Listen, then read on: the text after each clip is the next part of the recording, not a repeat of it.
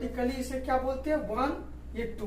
मान लो angle 1 is equal angle 2, तो इसे रीजन क्या लिखेंगे कि इसको हम क्या बोलेंगे, वर्टिकली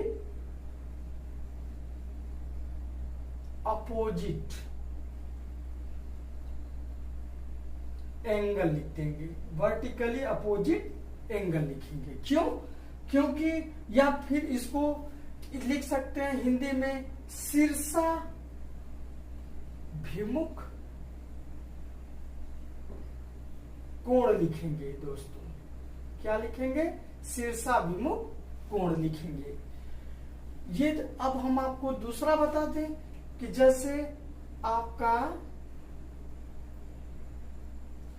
ये एंगल आपके इस एंगल के बराबर होगा, ऐसा दिखेगा आपको, एफ जैसा ये एंगल इस एंगल के बराबर होगा, ये ध्यान देना।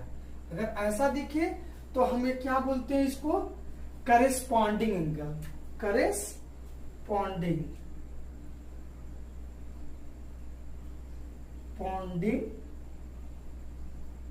एंगल बोलते हैं।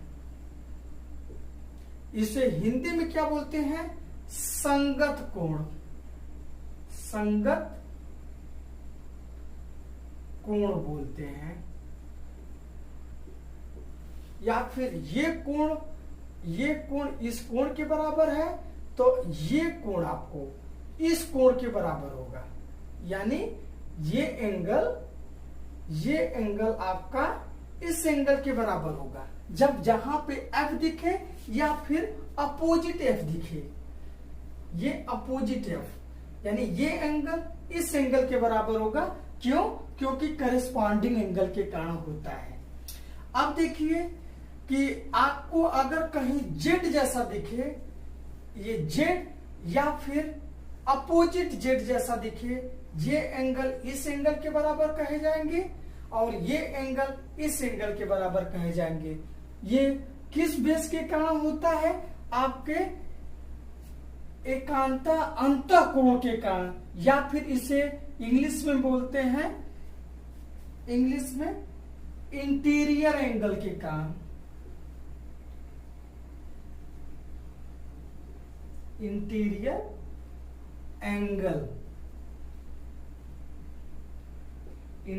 एंगल, या फिर इसको हिंदी में बोलते हैं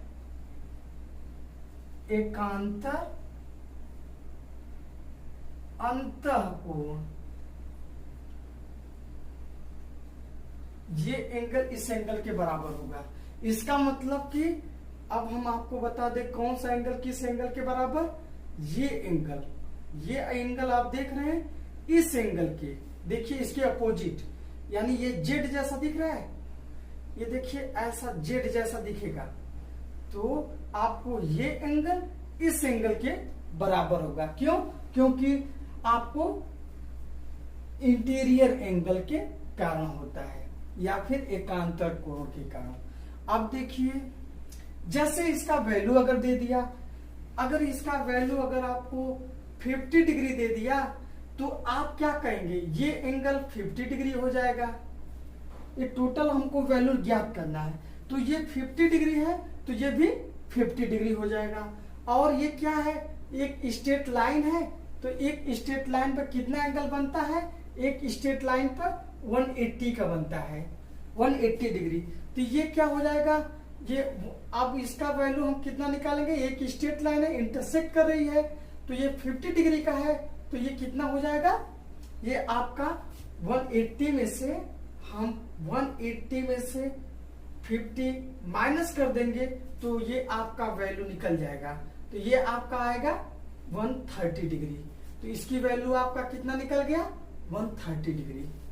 जब ये 130 डिग्री आ गई, तो अब ये बताइए कि इसके अपोजिट यानी वर्टिकली अपोजिट है, तो ये कितना हो जाएगा, 130 डिग्री हो जाएगा। ये वैल्यू आपका 130 वर्टिकली अपोजिट है। अब देखिए कि ये एफ टाइप बन रहा है, ये देखिए ये एफ बन रहा है, तो ये एंगल आपके इस एंगल के बराबर होगा। आपको बताए थे ना, जब एफ जैसा बने तो ये नीचे का इसके इस लाइन के नीचे का एंगल बराबर होगा। तो ये क्या हो जाएगा, ये 130 है तो इसके नीचे का, ऊपर का मत करना, ये 130 हो जाएगा।